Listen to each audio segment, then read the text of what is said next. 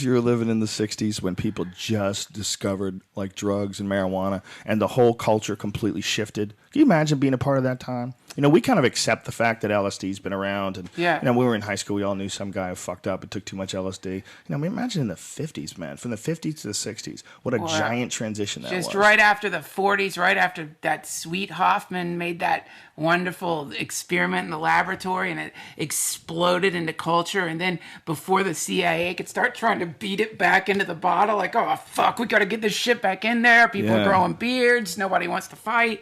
But before that could happen, when it was just billowing out and just Ginsburg was giving speeches in front of just thousands and thousands of people, not Justin Bieber singing about bullshit, but some bearded gay dude reading poetry in front of thousands and thousands and thousands of people on acid, and Timothy Leary doing experiments with Ram Dass, and it was just this incredible moment.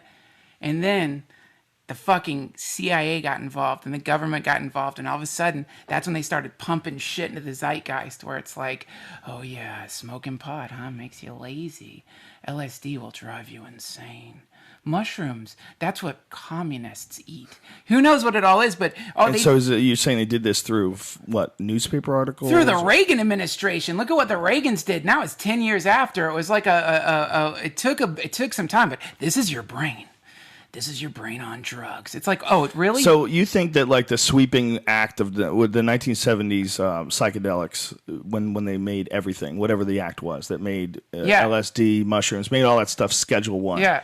So clearly that was because they saw there was a big culture shift. That was a culture shift decision, right? Absolutely. Yeah, because you can't. You cannot successfully pull off the level of conditioning that is omnipresent in this country or in any tyranny if people are taking psychedelics where they're communicating with some higher intelligence, whatever you want to call it, plugging into the plenum, merging. Or even accelerating your mind to a higher frequency. That's the other argument. That maybe you're not taking in an alien intelligence when you consume a psychedelic, but you're just pumping your own brain up. Like, it's like taking caffeine. Does that give you a super intelligence? No, it just makes you accelerate. It makes you more. You know, you have more, you know, you get amped up. If you're on a so it could be that. Imagine taking a powerful psychedelic and sitting down on your couch to watch your nightly Fox News. And while on a psychedelic, you see a Fox News reporter talk about someone who won the Medal of Honor, and the Fox News reporter says, he died fighting for our freedoms in Afghanistan.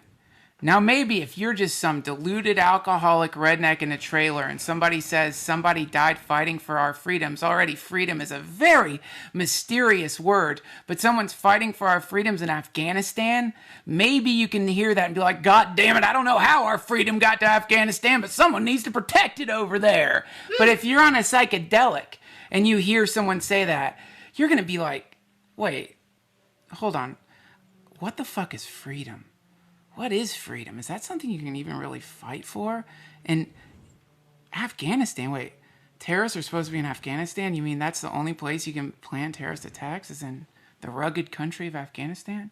You can't do that in China, Japan, Europe, France, any place where there's a hotel room with an internet connection? Are you serious that we have to be over there fighting some Cobra commander when in any part of the grid you can eat just a 12-year-old with some fucking matches can do some pretty heavy damage to the infrastructure, man?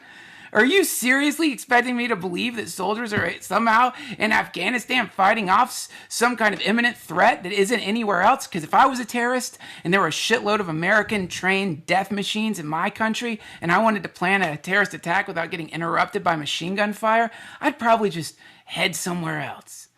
Just get on a bus and go somewhere where I'm not going to get shot at while I plan my nuclear attack on the New York subway system. You're so emotional right now. I'm sorry.